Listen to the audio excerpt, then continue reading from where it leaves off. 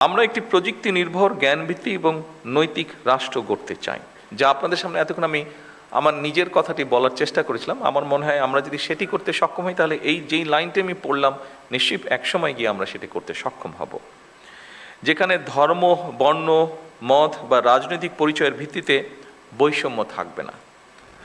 জেলা প্রশাসক সম্মেলনের সম্মানিত সভাপতি, ক্যাবিনেট সেক্রেটারি সাহেব, মন্ত্রিসভার সম্মানিত সদস্য এবং উপদেষ্টাবৃন্দ, উপস্থিত সেনাবাহিনী প্রধান, নৌবাহিনী প্রধান এবং বিমান বাহিনী প্রধানগণ, উপস্থিত জনপ্রশাসনের বিভিন্ন সচিব, বিভাগীয় কমিশনার, জেলা প্রশাসকবৃন্দ এবং উপস্থিত সকল সুধীবৃন্দ, আসসালামু আলাইকুম। একটি অবাধ, সুষ্ঠু এবং নিরপেক্ষভাবে অনুষ্ঠিত জাতীয় নির্বাচনে জনগণের রায় বিএনপি রাষ্ট্র পরিচালনার দায়িত্ব গ্রহণের পরে আপনাদের সঙ্গে আমার এটাই প্রথম আনুষ্ঠানিক একটি সভা বা বৈঠক। 12 ফেব্রুয়ারি জাতীয় নির্বাচন অনুষ্ঠানে আপনাদের সবাই হয়তো জেলা প্রশাসক হিসেবে সরাসরি জাতীয় নির্বাচনের সঙ্গে হয়তো সংশ্লিষ্ট ছিলেন না, তবে আপনারা প্রায় প্রত্যেকেই হয়তো যিনি যার অবস্থান থেকে প্রত্যক্ষ কিংবা পরোক্ষভাবে জাতীয় নির্বাচন পরিচালনা কার্যক্রমের সাথে হয়তো জড়িত ছিলেন।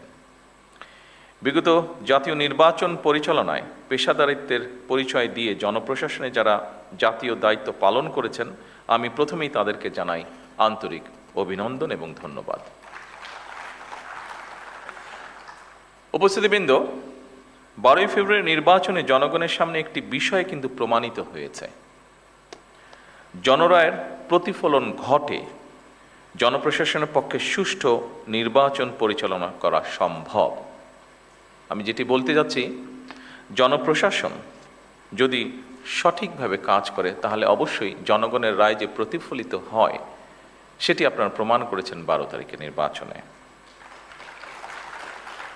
অপরদিকে যদি আপনাদেরকে কাজ করতে না দেওয়া হয়, তাহলে কি হতে পারে সেটি আমরা 14, 18 বা 24-এ দেখেছি। আমি সেই ডিটেলে গেলাম না। আজকের এই জেলা প্রশাসক সম্মেলন অবশ্যই নতুন কিছু নয়। এটি জেলা প্রশাসকদের একটি নিয়মিত বাৎসরিক সম্মেলন। আজ থেকে এটি শুরু হবে এবং 6 মে পর্যন্ত এটি চলবে। জনস্বার্থে প্রশাসনের কি ভূমিকা পালন করা উচিত, সেটি অবশ্যই আপনারা কম বেশি অবগত আছেন। এটি নিয়েও বোধহয় নতুন করে বিস্তারিত কিছু বলার নেই। তবে এটি যেহেতু বর্তমান গণতান্ত্রিক সরকারের সঙ্গে আপনাদের প্রথম আনুষ্ঠানিক বৈঠক, সেহেতু সরকারের গৃহীত নীতিমালা এবং জনপ্রশাসন সম্পর্কে সরকারের কিছু পদক্ষেপ বা পর্যবেক্ষণ এবং নির্দেশনা নিয়ে মূলত আমি আপনাদের সামনে কয়েকটি কথা তুলে ধরতে চাই বা বলতে চাই। একটি দেশের জনপ্রশাসনে পদোন্নতি কিংবা পোস্টিংয়ের জন্য যতগুলি প্রশাসনিক পদ রয়েছে, প্রতিটি পদই রাষ্ট্র এবং সরকারের জন্য অবশ্যই প্রয়োজনীয় এবং গুরুত্বপূর্ণ। সুতরাং শুধুমাত্র পদোন্নতি কিংবা নিজেদের পছন্দের জায়গায় পোস্টিংয়ের জন্য পেশাদারিত্বের সঙ্গে আপোষ করলে সংশ্লিষ্ট কর্মকর্তারা সাময়িকভাবে হয়তো লাভবান হতে পারেন, তবে সেটি আমি ব্যক্তিগতভাবে যেটা মনে করি, তবে সেটি বা সার্বিকভাবে জনপ্রশাসনের দক্ষতা এবং নিরপেক্ষতার উপরে একটা নেতিবাচক প্রভাব ফেলে। সুতরাং জনপ্রশাসনের কর্মকর্তাদের সব পদেই কাজ করার মানসিকতা থাকা জরুরি। কেন জরুরি, আমি এক্ষুনি আপনাদের সামনে সেটি বলবো। সবসময় নিজেদের পছন্দের পদে পদায়ন কিংবা পোস্টিং পাওয়ার মানসিকতাই কিন্তু জনপ্রশাসনকে হয়তোবা দুর্নীতিপরায়ণ এবং অপেশাদার করে তোলার অন্যতম একটি কারণ। এটি আমি মনে করি এভাবে, বিষয়টিকে আমি এভাবে দেখি। আমার ধারণা, এই পর্যবেক্ষণের সাথে আপনারা অনেকেই, সবাই না হলে অনেকেই বোধহয় খুব একটা দ্বিমত পোষণ করবেন না, বিশেষ করে যারা প্রফেশনাল আপনারা। সুতরাং আপনাদের প্রতি আমার বিশেষ আহ্বান থাকবে, জনপ্রশাসনের প্রতিটি পদকেই গুরুত্বপূর্ণ এবং অনিবার্য ভাবুন। দেশের যে কোনো স্থানেই যে কোনো সময় জনপ্রশাসনের যে কোনো পদে দায়িত্ব পালনের জন্য নিজেদেরকে দয়া করে মানসিকভাবে প্রস্তুত করে রাখুন। যে কারণে আমি কথাটি বলেছি, সেই কারণটি হচ্ছে, দেখুন, আমরা সকলেই যদি একটি কথা মনে রাখি, সেটি হচ্ছে একটি সরকার যেরকম চিরস্থায়ী নয়, জনপ্রশাসনের কোনো পদ কারোর জন্য চিরস্থায়ী নয়। এই জন্যই আমি পূর্বের কথাটি বলেছি আপনাদের সামনে। জনপ্রশাসনের যে কোনো স্তরের কর্মকর্তাগণ যদি রাষ্ট্রের প্রয়োজনে যে কোনো সময় যে কোনো পদে দেশের স্বার্থে যে কোনো স্থানে কাজ করার জন্য মানসিকভাবে প্রস্তুতি থাকেন, আমার বিশ্বাস জনপ্রশাসনে পেশাদারিত্ব গড়ে ওঠার ক্ষেত্রে এটা একটা সহায়ক ভূমিকা রাখবে। সম্মানিত সকল উপস্থিতিবৃন্দ, একটি গণতান্ত্রিক সরকার নির্বাচিত করেছে বিগত 12 তারিখের নির্বাচন সরাসরি এই দেশের জনগণ সরাসরি ভোটের মাধ্যমে। দীর্ঘদিন ধরে একটি জবাবদিহিমূলক, ন্যায়ভিত্তিক ও জনকল্যাণমুখী শাসন ব্যবস্থার প্রত্যাশা থাকা থেকে সাধারণ মানুষের আকাঙ্ক্ষার প্রতিফলন হচ্ছে বর্তমান সরকার। স্বাভাবিকভাবেই জনগণ সরকারের প্রতিটি কাজের মাধ্যমে তাদের আকাঙ্ক্ষার একটি বাস্তব প্রতিফলন দেখতে চাইবে। সরকারের নীতি ও পরিকল্পনা বাস্তবায়নের ক্ষেত্রে আপনারা, যা আগের বক্তাগণ উল্লেখ করে গেছেন তাদের বক্তব্যে, আপনারা বিশেষ করে বিভাগীয় কমিশনার এবং জেলা প্রশাসকগণই জনগণের সঙ্গে সরকারের প্রধান সেতু বন্ধন। আপনাদের সততা, কর্মদক্ষতা এবং দায়বদ্ধতার উপরে সরকারের গৃহীত কার্যক্রমের সাফল্য বলা যায় প্রায় পুরোটাই নির্ভর করে। সম্মানিত সকল উপস্থিতিবৃন্দ, দেশের বর্তমান রাজনৈতিক, অর্থনৈতিক, সামাজিক ব্যবস্থা সম্পর্কে আমার মনে হয় আপনারা ভালোভাবে অবগত আছেন। দেশের ইতিহাসে সবচেয়ে ভঙ্গুর অর্থনীতি, দুর্বল বিভাজিত জনপ্রশাসন এবং অবনতিশীল আইন শৃঙ্খলা পরিস্থিতির মধ্যে বর্তমান সরকারকে কাজ শুরু করতে হয়েছিল। যে পরিস্থিতিটির বর্ণনা আমি দিলাম, সেই পরিস্থিতি ছিল যখন আমরা কাজ শুরু করেছি। অবশ্যই আমি দৃঢ়ভাবে বিশ্বাস করি আপনাদের সহযোগিতায় অনেকখানি সেই পরিস্থিতির আমরা পরিবর্তন করতে সক্ষম হয়েছে এই 2.5 মাসে। তবে সম্পূর্ণভাবে সেটি এখনো পরিবর্তিত হয়নি। ফ্যাসিবাদী শাসন আমলে দুর্নীতি, লুটপাট রাষ্ট্র এবং জনগণকে ঋণগ্রস্ত করে ফেলেছিল। সেই শাসন আমল 30 লক্ষ কোটি টাকা ঋণের বোঝা নিয়েই বর্তমান সরকার যাত্রা শুরু করেছে। আপনারা কম বেশি ধারণা অবশ্যই আপনাদের আছে যে আমরা দেখেছি বিগত সরকারের সময় দেশকে একটা আমদানি নির্ভর রাষ্ট্রে পরিণত করে ফেলা হয়েছিল। বিভিন্ন স্ট্যাটিস্টিক্স যেটা বলে, দেশে দারিদ্র্য বেড়েছে, দেশে বেকারত্ব বেড়েছে, নতুন কর্মসংস্থান হয় নাই বললেই চলে। প্রতিটি সাংবিধানিক এবং বিধিবিদ্ধ প্রতিষ্ঠানকে বলা যায় অকার্যকর করে ফেলা হয়েছিল। আপনারা মনে হয় তার সবচেয়ে বড় উদাহরণ, যেহেতু আপনার প্রশাসনে বিভিন্ন জায়গায় আছেন, বিভিন্ন জায়গায় কাজ করছেন। বিচার বিভাগ, নির্বাচন কমিশন, দুদক সবকিছুই ছিল অকার্যকর। শিক্ষা, স্বাস্থ্য সব সেক্টরই বলা যায় ভঙ্গুর অবস্থা। অপরদিকে বর্তমানে যুদ্ধ পরিস্থিতি ও নতুন সরকারের সামনে একটি চ্যালেঞ্জ হয়ে দাঁড়িয়েছে।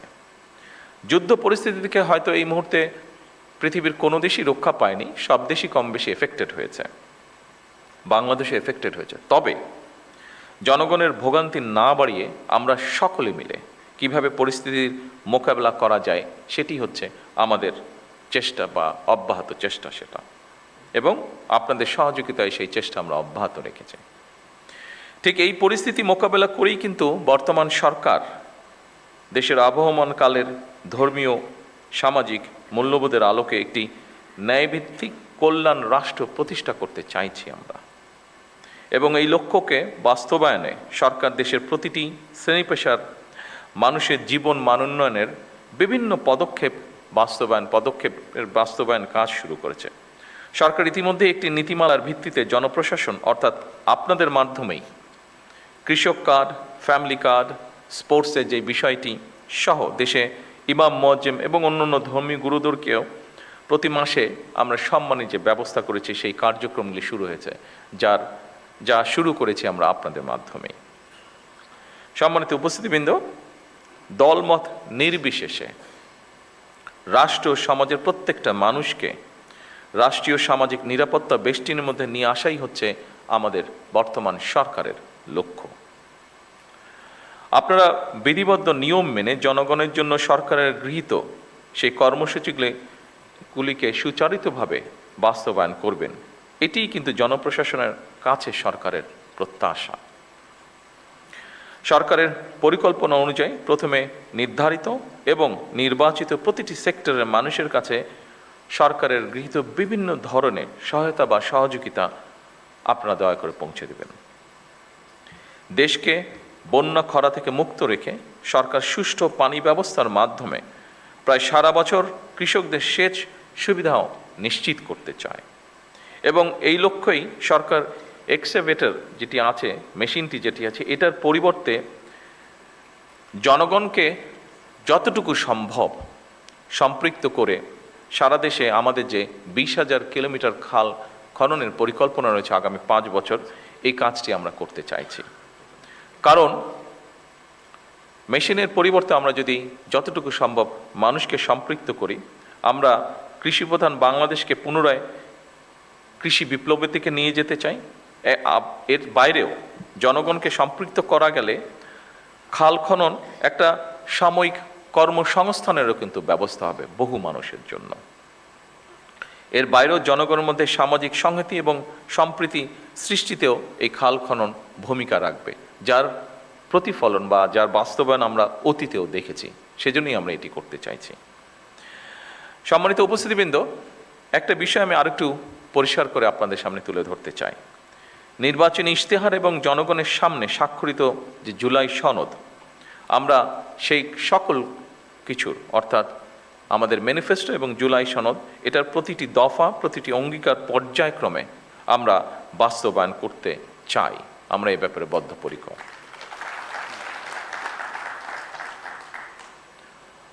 আমি আশা করব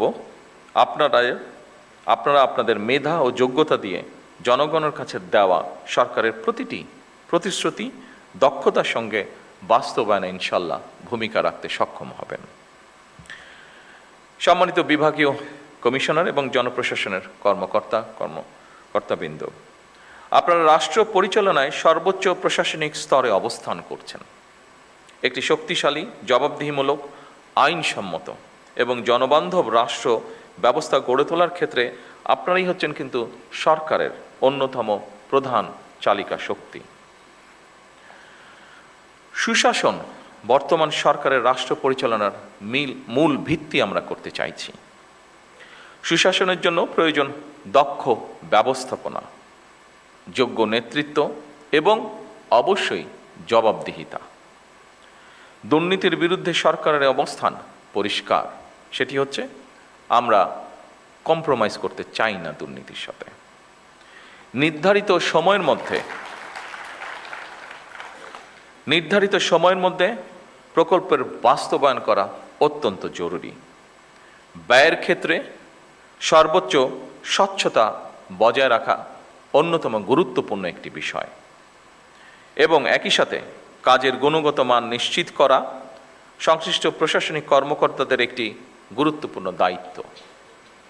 একই সঙ্গে সম্মানিত সকল উপস্থিতিবৃন্দ, সম্মানিত জেলা প্রশাসকবৃন্দ, একই সঙ্গে প্রয়োজনের অতিরিক্ত আইন কানুন ও জটিলতাকে অজুহাত হিসাবে আমরা ব্যবহার না করি, বরং বাস্তবসম্মত, কার্যকর ও জনস্বার্থ সংশ্লিষ্ট সিদ্ধান্ত গ্রহণের মানসিকতা আমরা প্রশাসনের সকল পর্যায়ে গড়ে তোলার চেষ্টা করি, যাতে করে জনগণ সময় মতন সরকারের প্রতিটি কর্মসূচির প্রত্যাশিত যে সুফল সেটি লাভ করতে পারে।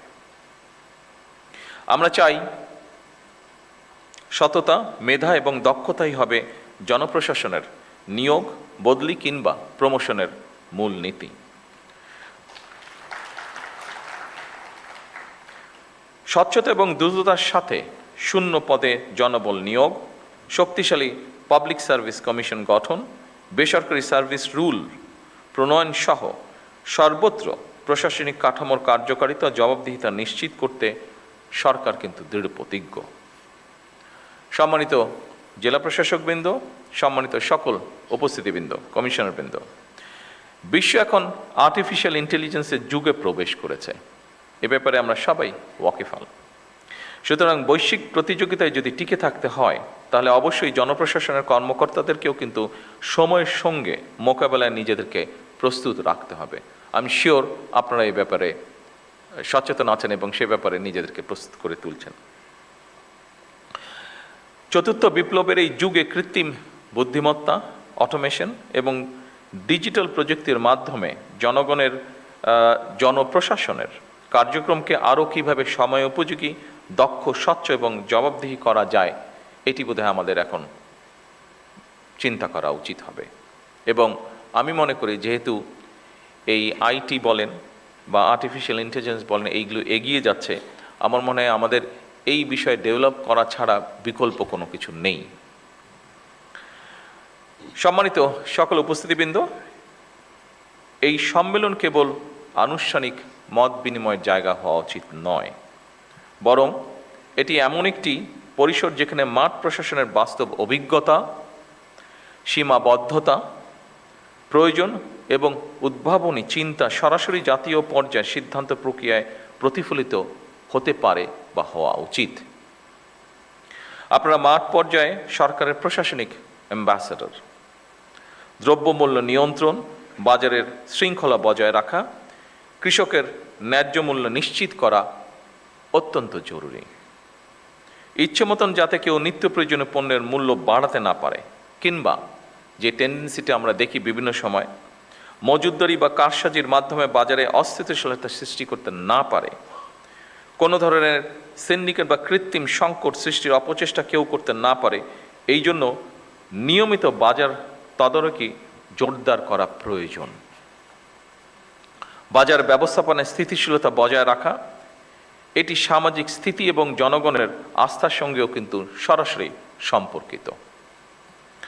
সম্মানিত সকল অতিথিবৃন্দ, কৃষক যেন তার উৎপাদিত ফসলের ন্যায্য মূল্য পায়, পাশাপাশি কৃষকের জন্য সার, বীজ, সেচ, সংরক্ষণ সুবিধা এবং বাজারজাতকরণের উপযোগী পরিবেশ নিশ্চিত করাও আমাদের জন্য জরুরি। কৃষিকে শুধু উৎপাদনের বিষয় হিসেবে নয়, বরং গ্রামীণ জীবিকা, খাদ্য নিরাপত্তা, কর্মসংস্থান, গ্রামীণ জনগণের শহরমুখিতা হ্রাস এবং স্থানীয় অর্থনৈতিক স্থিতিশীলতার নিয়ামক হিসাবে আমার মনে হয় দেখা প্রয়োজন। এই বিষয়টির সাথে নিশ্চয়ই আপনারা কম বেশি একমত হবেন।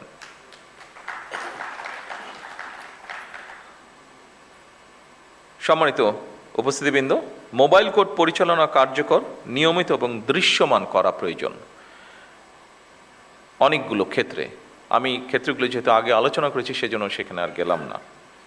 বিশেষ করে এখন আরেকটি, এই আমাদের এই যে মিডল ইস্ট ক্রাইসিসের সময় এখন আরেকটি বিষয় আমরা জোর দিতে চাচ্ছি, সেটি নিশ্চয়ই ইনস্ট্রাকশনও আপনাদের সকলের কাছে আছে, সেটি হচ্ছে সন্ধ্যা 7টার পরে আমরা চাইছি যে বিভিন্ন মার্কেট প্লেসগুলোতে যাতে বিদ্যুৎ ব্যবহার না হয়, এ ব্যাপারেও আপনাদেরকে একটু খেয়াল রাখা প্রয়োজন, খেয়াল রাখতে হবে।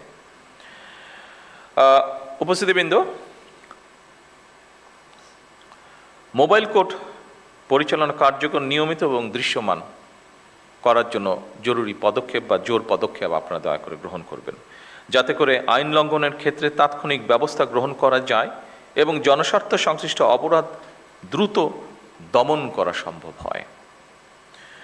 জনগণ ন্যায় বিচার প্রাপ্তি সহজতর করা এবং সরকারি সেবাকে হয়রানি মুক্ত করা এবং প্রতিটি নাগরিকের জন্য সমান সুযোগ নিশ্চিত করা, আমি মনে করি আপনাদের কাজের একটি গুরুত্বপূর্ণ এবং বড় অংশ। উপস্থিতিবৃন্দ, সরকারি কার্যালয়ে সেবা প্রার্থীরা যেন অপ্রয়োজনীয় হয়রানি না হয় কিংবা বিলম্ব বা অনিয়মের শিকার না হয়, দয়া করে সে ব্যাপারেও আপনাদেরকে কঠোর নজর রাখতে হবে। জনগণের যে কোনো ন্যায্য অভিযোগ গুরুত্ব সহকারে প্রতিকারের ব্যবস্থা দয়া করে আপনারা গ্রহণ করবেন। আইন শৃঙ্খলা পরিস্থিতি এবং মাদক নিয়ন্ত্রণ, সাম্প্রদায়িক সম্প্রীতি বজায় রাখা এবং বাল্য বিবাহ, নারী ও শিশু নির্যাতনের বিরুদ্ধে কঠোর ব্যবস্থা গ্রহণ করতে হবে, যেগুলো আপনাদের ক্যাপাসিটির মধ্যে আছে।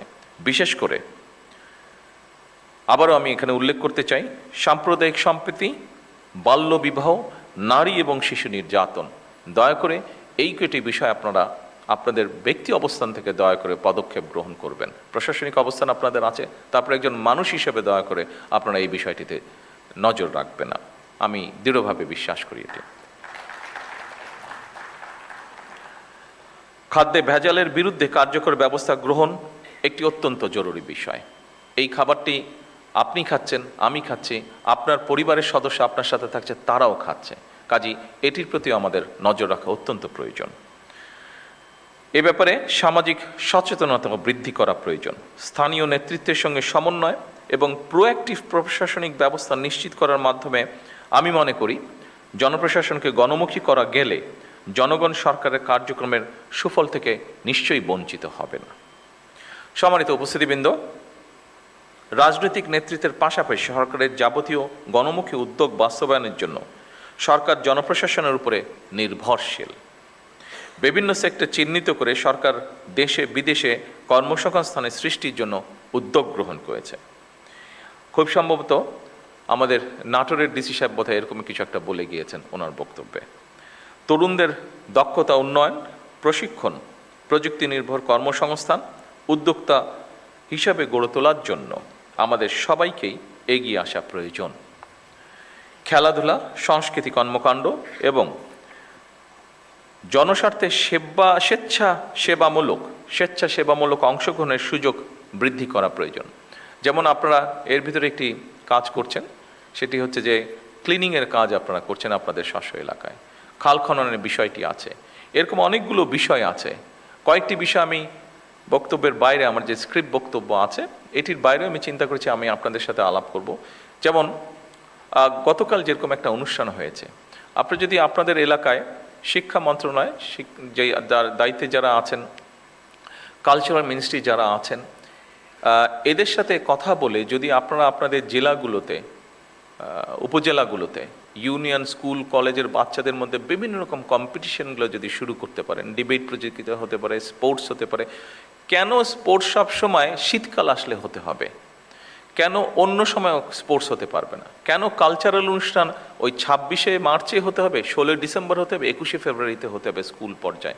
কেন এটা হতে হবে? কেন আমরা এটা চেঞ্জ করতে পারবো না? কেন সারা বছর হতে পারবে না? তো পালন করছেন। সেই সময় আমরা একটা অনুষ্ঠান করেছিলাম, বছরের 2-1টি সময় আমরা শহরের একটা অংশের ভিতরে আমরা বিভিন্ন রকম ফেয়ার করেছিলাম। যেমন ধরেন মহিলারা বিভিন্ন জিনিস অনেকেই ঘরে বসে বানায়, সেটার একটা ডিসপ্লের মতন আমরা করেছিলাম, অর্থাৎ মিনা বাজার সর্ট অফ। কালচারাল অনুষ্ঠান হতে পারে। আমাদের শিল্পকলা একাডেমি আছে, মোটামুটি অনেক জেলাতেই আছে। যেই জেলাগুলোতে নেই সেখানে জেলা পরিষদের বিল্ডিং আছে, সেখানে অডিটোরিয়াম আছে। অর্থাৎ একটা সবসময় সারা বছরই কম বেশি সপ্তাহে যদি একটা অনুষ্ঠানও থাকে তাহলে মানুষের যাবার জায়গা থাকে। আপনি এইগুলো কাজের মাধ্যমে আমরা যেটা দেখছি এখন, যে আমাদের তরুণ সমাজ বিভিন্ন অন্য বিষয় যেটা প্রত্যাশিত না এরকম অনেক কিছুর সাথে ইনভলভ হয়ে যাচ্ছে তারা। আমরা যদি আমাদের ছেলেমেয়েদেরকে এরকম খেলাধুলা বলেন, সংস্কৃতি বলেন, এই ধরনের বিষয়গুলোতে আমরা ধীরে ধীরে ইনভলভ করতে পারি, তাহলে আমার মনে হয় তারা এইগুলা থেকে আস্তে আস্তে সরে আসবে। তাদেরকে তো আমাদের অপশন দিতে হবে যে তারা যে একটা 16 বছর 20 বছরের ছেলে বা মেয়ে, তার ভিতরে যে এনার্জিটা আছে, মানসিক এবং শারীরিক এনার্জিটা আছে, এটাকে তো বার্ন করার আমাকে জায়গা দিতে হবে। আমি যদি সেই এভিনিউটা তাকে না দিই, স্বাভাবিকভাবেই সে অন্য কিছুতে ইনভলভ হয়ে যাবে। সেজন্য আসুন এইভাবে আমরা সমাজকে কিন্তু বদল করতে পারবো। আপনাদের এলাকায় বিভিন্ন, যেমন আরেকটি জিনিস আমি বলতে চাচ্ছিলাম, এটা আমি আলাপ করতাম, আমি সিনিয়র মিনিস্টারদের সাথে এবং আলাপ করে এটা ঠিক করতে চাইছিলাম। আমরা যেরকম 21শে পদক দিই, 26শে মার্চ পদক দিই, আপনাদের ডিস্ট্রিক্ট কিন্তু এরকম অনেক ঘটনা ঘটে। যেমন একটা ছেলে, সে উদাহরণ হিসাবে বলছে, একটা মানুষ হয়তো হঠাৎ করে পুকুরে পড়ে গিয়েছে, বা একটা পশু একটা পুকুরে পড়ে গিয়েছে, একটা মানুষ নিজের রিস্ক নিয়ে ওই মানুষটাকে যে পড়ে গেছে তাকে রক্ষা করলো। একটা জীব পড়ে গিয়েছে, তাকে একটা মানুষ উদ্ধার করলো ওখান থেকে। অথবা ঝড়ে একটা গাছ পড়ে রাস্তা বন্ধ হয়ে গেছে, গ্রামের মানুষ হাঁটাচলা করতে পারছে না, কয়েকটা ছেলে মিলে সুন্দর করে গাছটাকে সরিয়ে রাস্তাটাকে আবার ঠিক করে দিল। অর্থাৎ এইরকম সামাজিক ভালো কাজ যেগুলো, এই কাজগুলোকে যদি আপনারা এনকারেজ করেন এবং তারপরে যদি আপনারা আমাদেরকে পাঠান, আপনারা যদি সেন্ট্রালে পাঠান, আমাদেরকে সেন্ট্রালে পাঠান, তখন জাতীয়ভাবে হয়তো আমরা এরকম ব্যবস্থা গ্রহণ করতে পারি। সে ম্যাট্রিক পরীক্ষা হচ্ছে, ম্যাট্রিক পরীক্ষা আমরা জানি বিভিন্ন সময় অনেক সময় অনেক ইনসিডেন্ট ঘটে থাকে। বাট আমরা যদি এরকম করি যে ঠিক আছে, আমরা ধরেন আপনার উপজেলা, সে নাটোর জেলায় সব মিলে আমরা 3 জন বা 5 জন টিচার সিলেক্ট করব যারা ভালো পারফর্ম করেছে। তখন আপনি যদি নামগুলো পাঠান, তখন আমরা সরকার থেকেও তাকে একটা রিওয়ার্ড দেওয়ার বা অ্যাওয়ার্ড দেওয়ার কিছু একটা আমরা ব্যবস্থা করব। এই ধরনের বিষয়গুলো যদি আপনারা চিন্তা করেন, ফলে হবে কি, দেখুন এই সমাজে, এই দেশে তো আমরা সকলে মিলেই বাস করছি।